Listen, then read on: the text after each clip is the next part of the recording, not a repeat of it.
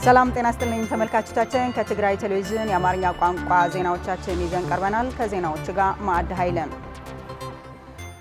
ከፕሪቶሪያው ስምምነት በኋላ ወደ ትግራይ የሚላከው ነዳጅ በመቋረጡ ምክንያት የትግራይ ሕዝብ ለማህበረ ኢኮኖሚያዊ ቀውስና ችግር ዳርጎታል ሲል የትግራይ ንግድና ኤክስፖርት ኤጀንሲ አስታወቀም። ኤጀንሲው ወደ ትግራይ የሚላከው የነዳጅ መጠን ማሻሻያ እንዲደረግበት ለሚመለከታቸው የፌዴራል አካላት ተደጋጋሚ ጥያቄ ብናቀርብም እስካሁን ድረስ ግልጽና ይፋዊ ምላሽ አልተሰጠም ሲል ገልጿል። ታደሰ ልጃለም የትግራይ ንግድና ኤክስፖርት ኤጀንሲ ከየካቲት 2017 ዓ.ም ጀምሮ ለትግራይ የሚቀርበው ነዳጅና ናፍጣ አቅርቦት በወር 15 ሚሊ ሊትር ወደ 850 ሺህ ሊትር ቀንሷል ያሉ ሲሆን ከጥር ወር ጀምሮ ወደ ትግራይ የሚላከው ነዳጅ ሙሉ በሙሉ እንደተቋረጠም የትግራይ ንግድና ኤክስፖርት ኤጀንሲ የኮሙኒኬሽን ጉዳዮች ዳይሬክተር አቶ ተክልሽ ገብረሕይወት ተናግረዋል። በትግራይ ነዳጅ አቅርቦት ማቆም አሁንም መፍትሄ ያላገኘ ጉዳይ ሆኗል። በተለይም ወደ ትግራይ የሚገባው ነዳጅ ከጊዜ ወደ ጊዜ የመቆራረጥና የማቆም ችግር እያጋጠመ ስለመጣም እንደ ክልል ለከፍተኛ ችግር ተጋልጠናል። ለፌዴራል መንግስቱ በተደጋጋሚ በደብዳቤ ብንጠይቅም እስካሁን መፍትሄ ልናገኝ አልቻልንም ሲሉም አቶ ተክልሽ ገብረሕይወት ገልጸዋል። የትግራይ ህዝብ በነዳጅ እጥረት ምክንያት ህብረተሰቡ ላይ ለከፍተኛ ኢኮኖሚ ቀውስ እየዳረገ እንደሆነና የፌዴራል መንግስት ሆን ብሎ የትግራይ ህዝብ በኢኮኖሚ ለማዳከም እየሰራ ነው ሲልም አክሏል። ላይ ካብ ዝሓለፈ ወርሒ ጥሪ 2018 ዓ.ም ጀሚሩ ጠቅላላ ላፍ ትግራይ ዘአት ዝነበረ ነዳዲ ሙሉእ በሙሉእ ተጠው ይሉ ማለት ነው። ከጄኖሳይዳዊ ጦርነት በፊት ወደ ትግራይ የሚገባው ነዳጅ በወር ከ12 እስከ 15 ሚሊዮን ሊትር ነበር። ከየካቲት 2017 ዓ.ም ጀምሮ ግን የሚላከው የነዳጅ መጠን በከፍተኛ ሁኔታ ነው እየቀነሰ የመጣው። ከታህሳስ መጨረሻ 2018 ዓ.ም ጀምሮ በየወሩ ይመጣ የነበረው ነዳጅም ከ15 ሚሊዮን ሊትር ወደ 850 ሺህ ሊትር ነው እየወረደው። በጣም ከፍተኛ ልዩነት ነው ያለው። የፌዴራል መንግስት ሆን ብሎ የትግራይ ህዝብን ለማዳከም እየሰራ ነው። በተለይም በትግራይ ልማትና እንቅስቃሴዎች ላይ ችግርና ጫና ፈጥረዋል። ወደ ትግራይ የሚላከው ነዳጅ በ850 ሺህ ሊትር አላቆመም። እየቀነሰና እየተባባሰ ነው እየሄደው። ከባለፈው ጥር ወር 2018 ዓ.ም ጀምሮ ደግሞ ወደ ትግራይ ጠቅላላ የሚገባው ነዳጅ ሙሉ በሙሉ አቁሞ ነው ያለው። በአሁኑ ሰዓት በትግራይ ክልል የነዳጅ ማቆም አጠቃላይ ለከፍተኛ ማህበራዊ ኢኮኖሚ ቀውስ ሊዳረግ መሆኑ የገለጹ ሲሆን በተለይም ህብረተሰቡ ለተጨማሪ ቀውስ ሊዳረግ ችሏል። ሆስፒታሎች ድንገተኛና መደበኛ አገልግሎት ወደ ማቆም የደረሱበት፣ የህዝቡም ኑሮ እየተናጋ ነው ሲሉም አቶ ተክልሽ ገብረሕይወት ታክለዋል። ብተወሳኺ እዚ ነዳዲ ናብ ትግራይ ከያኢቱ ዝተገበረ ኸልኸላ ስዒቡ ኣብ መሰረታዊ ሸቐጣት እውን ዘይተደለየ ወሰኽ ዋጋ ፈጢሩ እዩ ማለት እዩ። ወደ ትግራይ ነዳጅ እንዳይገባ ከተከለከለ በኋላ በመሰረታዊ ሸቀጦችም ያልተፈለገ ዋጋ ጭማሪ አሳይተዋል። ይህም በኑሮ ላይ ከፍተኛ ተጽዕኖ እያሳደረ ነው። በዚህም ምክንያት የህዝቡ ኑሮ እየተናጋ ነው ያለው። ድንገተኛ የህይወት ማዳን ስራም ሙሉ በሙሉ ወደ ማቆም የደረሰበት ሁኔታ ነው ተፈጥሮ ያለው። በተለይ የአይደር ሪፈራል ሆስፒታል ድንገተኛና መደበኛ አገልግሎት መስጠት ወደማይችልበት ደረጃ ደርሰዋል። ፌዴራል መንግስት ይህንን ችግር እያየ ዝምታን መርጠዋል። ይህ ደግሞ ለህዝቡ ያለው ንቀት አንዱ ማሳያ ነው። ለፌዴራል መንግስቱ በተደጋጋሚ በደብዳቤ ብንጠይቅም እስካሁን ግልጽ የሆነ ደብዳቤ ወይም ይፋዊ መልስና መፍትሄ ልናገኝ አልቻልንም። አሁንም ቢሆን የሚመለከታቸው የፌዴራል አካላት ፍትሐዊ ክፍል እንዲያደርጉና ሰብአዊነት የሆነ ስራ በመስራት ህዝቡን ከተደራራቢ ቀውስ እንዲታደጉትም ጥሪ አቅርበዋል። ናብ አዲስ አበባ ደብዳቤ ልኢኽና ኢና ማለት እዩ። ናብ ንግድና ቀጠናዊ ትስስር ሚኒስተር ፕላስ ኢነርጂና ነዳጅና ኢነርጂ ባለስልጣን ኦፊሻል ዝኾነ መልሲ አይተዋወናል እስካሁን ከዚ ማለት ወደ አዲስ አበባ 5 ጊዜ ደብዳቤ ልከናል። ወደ ነዳጅና ኢነርጂ ባለስልጣንምና ሌሎችም በተደጋጋሚ ደብዳቤ ብንልክም ጆሮ ዳባ ልበስ ብለው ዝምታን መርጠዋል። ችግሩ ሊፈቱልን አልቻሉም። እስካሁንም ግልጽ የሆነ ደብዳቤ ወይም ይፋዊ መልስ አልተሰጠንም። የፌዴራል መንግስትና ኢነርጂ ሚኒስቴር ይህንን ችግር በአግባቡ ተረድቶ አስቸኳይ መፍትሄ እንዲሰጠን አሁንም በድጋሜ ጥሪ አቀርባለሁ። የትግራይ የትራንስፖርት ችግር ለመፍታት የኤሌክትሪክ መኪናዎች ማስገባት የመንግስት ቀጣይ አቅጣጫ መሆኑን የትግራይ ትራንስፖርት ቢሮ አስታወቀም። በነዳጅ እጥረት ምክንያት የትራንስፖርት ዘርፉ ከፍተኛ ችግር እንዳጋጠመውና ህዝቡም ሊቋቋመው የማይችልበት ደረጃ መድረሱንም ተገልጿል። ፍሬህይወት ተወልደመድህን የትግራይ የትራንስፖርት ችግርን ለመፍታት ኤሌክትሪክ መኪናዎች ማስገባት የመንግስት ቀጣይ አቅጣጫ መሆኑ የትግራይ ትራንስፖርት ቢሮ አስታወቀም። የትግራይ ትራንስፖርት ቢሮ አሁን ያለውን የመጓጓዣ አገልግሎት የኤሌክትሪክ ተሽከርካሪዎች ማስገባት፣ የሰው ኃይል ግንባታ፣ የተለያዩ ባለሀብቶች አጋር ድርጅቶች ተሳትፎ እንዲሁም ቀጣይ ያሉ እድሎችና ተያያዥ ጉዳዮችን በተመለከተ ጋዜጣዊ መግለጫ ሰጥቷል። የቢሮ ምክትል ኃላፊ አቶ ገብረህይወት ተክላይ እንደገለጹት በትግራይ አሁን ላይ በተከሰተው የነዳጅ እጥረት ምክንያት የመጓጓዣ ዘርፉ ከሁሉም በላይ ተጎድቶ እንዳለና ህዝቡም ሊቋቋመው የማይችልበት ደረጃ ደርሷልን ብለዋል። በነዳጅ እጥረት ምክንያት የተፈጠረው ችግር በትግራይ በተለያዩ አካባቢዎች ማህበረሰቡ ከቦታ ቦታ መንቀሳቀስ አዳጋች እየሆነበት እንዳለና እንደ ክልል አንድ አይነት የአሰራር ስርዓት እንዲኖር ከዚህ ቀደም የተጨመረው 70% የታሪፍ ጭማሪ መሰረዙን ያስረዱት የቢሮ ምክትል ኃላፊ በነበረው ታሪፍ ላይ 100% ጭማሪ ተደርጓልን ብለዋል። እንዲሁም አገልግሎቱ የተሻለ እንዲሆን የኢቲኬቲንግ ስርዓት ተግባራዊ ማድረግን እንደ አማራጭ መጠቀሙን በመግለጽ በትግራይ ሁሉም መናኸሪያዎች እንዲተገበር ተደርጓልን ብለዋል። የገንዘብ እጥረትም ሌላ ተጨማሪ ችግር እንደሆነ ያስረዱት አቶ ገብረህይወት ተክላይ በዚህ ምክንያት ህዝቡ ጉዞ ላይ መንገላታትና የጉዞ መሰረዝ እያጋጠመው በመሆኑ ተጓዦች በተለያዩ የክፍያ መንገዶች እንዲከፍሉ የሚያስችል ስርዓት መመቻቸቱንም ገልጸዋል።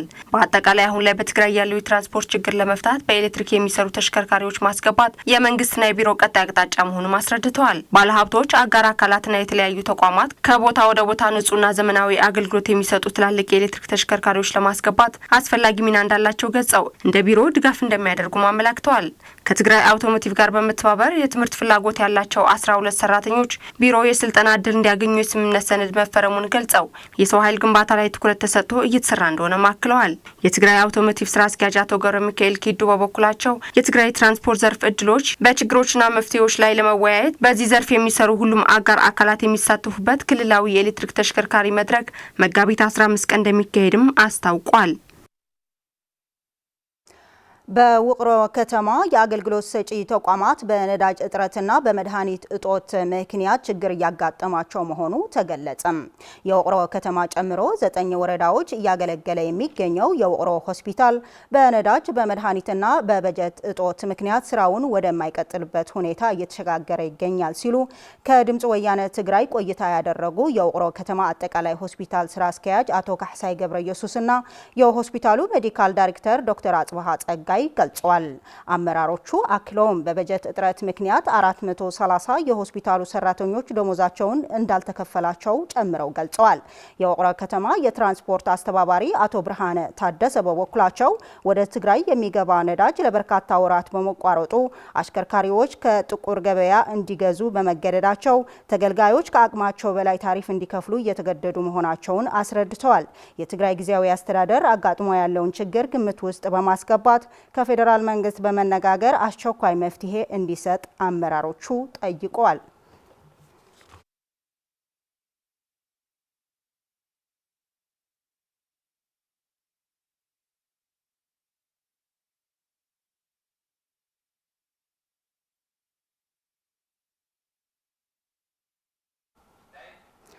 የፌዴራል መንግስት የመንግስት ሰራተኞችን ደሞዝ፣ ነዳጅና የሕክምና መድኃኒቶችን በመከልከል በትግራይ ህዝብ በመንግስት ሰራተኞች ላይ ድምፅ አልባ ጄኖሳይድ እየፈጸመ ነው ሲሉ የዓዲግራት ከተማ የመንግስት ሰራተኞች ገለጹ። የፌዴራል መንግስት ሰላምና ልማትን እንደሚፈልግ ቢናገርም በተግባር ግን በትግራይ ህዝብ ላይ ብዙ ጫና እየፈጠረ ዳግም ጦርነት ለመክፈት እየሰራ እንዳለም አስታውቋል። ሰሎሞን አስመላሽ የፌዴራል መንግስት የመንግስት ሰራተኞች ደሞዝ፣ ነዳጅና የህክምና መድኃኒቶችን በመከልከል በትግራይ ህዝብና በመንግስት ሰራተኞች ላይ ድምፅ አልባ ጄኖሳይድ እየፈጸመ ነው ሲሉ የዓዲግራት ከተማ መንግስት ሰራተኞች ገለጹ። የዓዲግራት ከተማ የኮሚኒኬሽን ጉዳዮች ቢሮ ያነጋገራቸው ሰራተኞች እንዳሉት የፕሪቶሪያው ስምምነት ከተፈረመ በኋላ ከፌዴራል መንግስት የሚጠበቀው አንዱ ነገር ሰራተኞች በመደበኛ ስራቸው እንዲሰሩና ደሞዛቸው በጊዜው እንዲከፈል መሆኑም ገልጸዋል። ነገር ግን ፌዴራል መንግስት የመንግስት ሰራተኞችን ደሞዝ በመከልከል በእነርሱና በቤተሰቦቻቸው ላይ የሚፈጽመው ግፍ መቆም አለበትም ብለዋል። የደሞዝ ክልከላ የፈጠረው ችግር በሰራተኞች የኢኮኖሚያዊና የማህበራዊ ህይወት ላይ ከፍተኛ ጫና እየፈጠረ መሆኑን እና ስራቸው በስርዓት እንዳይሰሩ ከፍተኛ ችግር እየፈጠረባቸው መሆኑንም ገልጸዋል። እንዲሁም ደሞዝ በመከልከል ነዳጅ በመዝጋትና የህክምና መድኃኒቶችን በመከልከል የትግራይ ህዝብ እንዲዳከምና እንዲጠፋ የታቀደ እርምጃ መሆኑ የገለጹት አስተያየት ሰጪዎቹ ይህም ህዝቡ በረሃብ፣ በችግር፣ በሽታና በኢኮኖሚ ጫና እንዲሰቃይ ለማድረግ ያለመ ነው ብለዋል። በተጨማሪም ህዝቡ በብሔራዊ ክብርና በማንነቱ ዙሪያ ጥያቄ እንዲያነሳ የተዘጋጀ የጥፋት አጀንዳ መሆኑንም ገልጸዋል። ባለፈው የጄኖሳይድ ጦርነት ወቅት ትግራይ 360 ዲግሪ በከበባና ክልከላ ከባድ ውድመት መድረሱን አስታውሰው የትግራይ ህዝብ በአንድነት በመቆም ችግሩን እንደተሻገረው ሁሉ አሁንም አንድነቱን በማጠናከር በጽናት ሊታገል እንደሚገባም አስተያየት ሰጪዎቹ ገልጸዋል።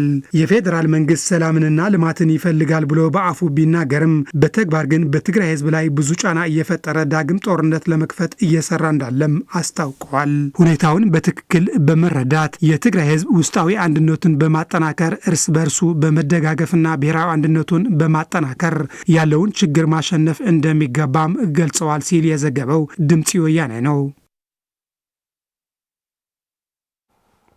በተሰጣቸው ጊዜያዊ መስሪያና መሸጫ ቦታ ተጠቅመው በማኒፋክቸሪንግ ስራዎች ተሰማርተው ለውጥ ለማምጣት እየሰሩ መሆናቸው የመኾኒ ከተማ ወጣቶች ገለጹ።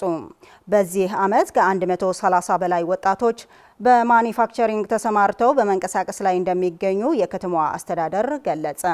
ለሀፍቱ ብስራት ዘገባ ፉርቱና ገብሩ። በመኾኒ ከተማ በብረታ ብረትና የእንጨት ስራ የተሰማራ ወጣት አህመድ ዳይ መሐመድ ቅጥር ሆኖ ያካበተውን ልምድ በግሉ የስራውን ማዕከል በመክፈት ከራሱ አልፎ ለ6 ሰዎች በቋሚና በጊዜያዊ የሚሆን የስራ እድል በመፍጠር ራሱንና ኑሮውን ለመለወጥ ውጤታማ ስራ እየሰራ መሆኑን ገልጿል።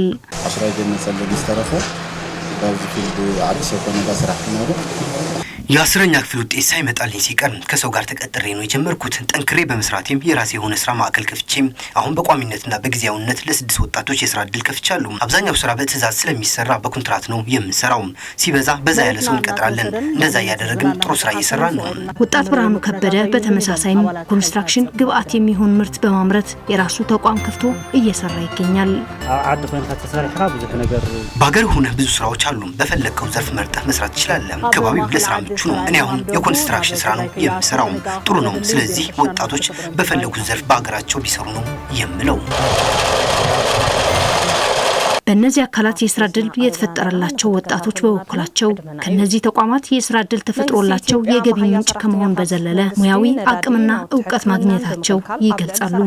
ጣውላ በዓል ሙያ ብዙሕ ሙያታት ላሰራሕና ኢና ንግድና ኸዚ የእንጨት ባለሙያ ነኝ። ከዚህ በፊት ባገኘው ስራ ላይ ነበር የምሰራው። አሁን ግን ሙያ የምንቀስምበት ስራ ላይ ሆኜ ነው እየሰራው ያለሁት። ጥሩ አንድነት አለን። እንደ ወንድምና የስራ ባለደረቦች ተባብረን ነው የምንሰራው። የመኾኒ የደአንትና ማኒፋክቸር ዘርፍ ጽህፈት ቤት ኃላፊ አቶ ወርቁ ግርማይ በኮንስትራክሽን ግብአት ምርትና በብረታ ብረትና እንጨት ስራ በዚህ ዓመት ከ130 በላይ ወጣቶች እንደተሰማሩና ከቤተሰብ ጠባቂነት ተላቀው ራሳቸውን እንዲችሉ ድጋፍና ክትትል እየተደረገላቸው ይገኛል ብለዋል። ብሎኬት ዘርፊ ወይ እታወታት ኮንስትራክሽን ባል ያው በኮንስትራክሽን ግብአቶች እንደ ብሎኬት ዘርፍ የመሳሰሉ ላይ የተሰማሩ ወደ 68 ወጣቶች ተጠቃሚ ያሉ ወደ 54 ካሬ ቦታ ይዘው እየሰሩ ይገኛሉ።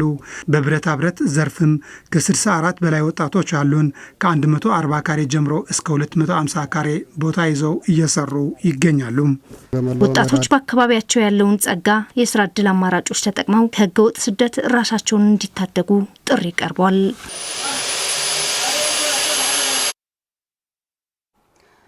ዶናልድ ትራምፕ የኢራን መሪዎችን በመግደላቸው እንደሚኮሩና ዛሬ ከባድ ጥቃት እንደሚፈጽሙ ተናገሩ።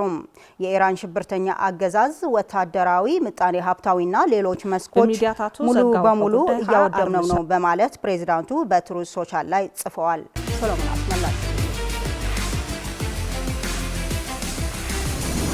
ከእስራኤል ጋር በመተባበር ኢራን ላይ ወታደራዊ ጥቃቶች እያካሄዱት ያሉት ፕሬዚደንት ዶናልድ ትራምፕ የአገሪቱን መሪዎች በመግደላቸው እንደሚኮሩና በዛሬው ዕለትም በኢራን አመራር ላይ ከባድ ጥቃት እንደሚፈጽሙ ገለጹም። ፕሬዚደንቱ በማህበራዊ ሚዲያ ገጻቸው ባሰፈሩት ጽሑፍ የኢራን አገዛዝ አባላት መግደል ታላቅ ክብር ነው በማለት በባለስልጣናቱ ግድያ ውስጥ አመራራቸው ያለውን ሚና አሞካሽተዋል። እኛ አቻ የማይገኝለት ኃይል፣ ገደብ የሌለው የጦር መሳሪያና በቂ ጊዜ አለን። ዛሬ በእነዚህ ብልሹ ላይ የሚደርሰውን መለከታላችሁ ሲሉ ቀጣይ ጥቃቶች ሊኖሩ እንደሚችሉም ጠቁመዋል። ከ47 ዓመታት በላይ በዓለም ዙሪያ ንጹሐን ሰዎች ሲገሉ ነበር። አሁን ደግሞ 47ኛው የዩናይትድ ስቴትስ ፕሬዚደንት ሆኜ እኔ እየገደልኳቸው ነው። ይህንን ማድረግ እንዴት ያለ ክብር ነው ሲሉ ፕሬዚደንት ዶናልድ ትራምፕ በጽሑፋቸው ላይ አስፍረዋል። ነገ ቅዳሜ 2 ሳምንቱን በሚደፍነው በኢራን ላይ በተከፈተው ጥቃት ጠቅላይ መሪው አያቶላህ አሊ ኻሜኒ ጨምሮ በርካታ የኢራን እስላማዊ ሪፐብሊክ ባለስልጣናት ተገድለውበታል። ባለፉት 13 ቀናት ኢራን ውስጥ የሚገኙ ወታደራዊና የተለያዩ ኢላማዎች በአሜሪካና በእስራኤል ከፍተኛ ጥቃት የተፈጸመባቸው ሲሆን አሁንም ጥቃቱ እንደሚቀጥል ፕሬዚደንት ትራምፕ ተናግረዋል። የኢራን ሽብርተኛ አገዛዝን ወታደራዊ፣ ምጣኔ ሀብታዊና ሌሎች መስኮች ሙሉ ለሙሉ እያወደምነው ነው በማለት ፕሬዚደንቱ በትሩዝ ሶሻል ላይ ጽፈዋል። የኢራን ባህር ኃይል ተደምስሷል። አየር ኃይላቸው ከዚህ በኋላ የለም። ሚሳኤሎች፣ ድሮኖች እና ሌሎች ነገሮቻቸው ወድመዋል። መሪዎቻቸውንም ከምድረ ገጽ ተጠርገዋል፣ ጠፍተዋል ሲሉም ፕሬዚደንት ትራምፕ ገልጸዋል። ይህ በእንዲህ እንዳለ አሜሪካ ከእስራኤል ጋር በመሆን ኢራን ላይ የከፈተችው ጦርነት የፈጠረው ኢኮኖሚያዊ ጫና ለማቃለል ስትል ከዚህ ቀደም አገራት የሩሲያን ነዳጅ እንዳይገዙ የጣለችውን ማዕቀብ አነሳች። በአዲሱ የአሜሪካ እርምጃ መሰረት አገራት ቀድመውኑ በመርከቦች ተጭኖ ባህር ላይ ያለን ነዳጅ መግዛት ተፈቅዶላቸዋል። ይህ ጊዜያዊ ውሳኔ የተላለፈው በጦርነቱ ወቅት በዓለም የኤነርጂ ገበያዎች ላይ መረጋጋት እንዲፈጠር ለማድረግ እንደሆነ የአሜሪካ ግምጃ ቤት ሚኒስትር ስኮት ቤኔት ተናግረዋል። እርምጃው እስከሚቀጥለው ሚያዝያ ድረስ ለአንድ ወር ገደማ እንደሚቆይም ተገልጸዋል። በባህረ ሰላጤው አገራት መርከቦችና የኤነርጂ መሰረተ ልማቶች ላይ የሚፈጸሙት ጥቃቶች እንዲሁም የሆርሙዝ ሰርጥን መዘጋት በዓለም የነዳጅ ገበያዎች ዋጋ እንዲንር ምክንያት ሆነዋል። ሐሙስ ዕለት የነዳጅ ዋጋ በድጋሜ በበርሜል ወደ $100 አሻቅቧል። በባህረ ሰላጤው ሲጓዝ የነበሩት 3 ተጨማሪ የካርጎ መርከቦች መመታታቸው እንዲሁም አዲሱ የኢራን ጠቅላይ መሪ የሆርሙዝ ሰርጥን መዝጋት እንደሚቀጥሉ ማስታወቃቸውን ተከትሎ የአክሲዮን ገበያ ዋጋም አሽቆልቁለዋል። ዘገባው የቢቢሲ ነው። ተመልካቾቻችን ለሰዓቱ ያዝናቸው ዜናዎቻችን በዚህ አበቁ። በያላችሁበት ሰላም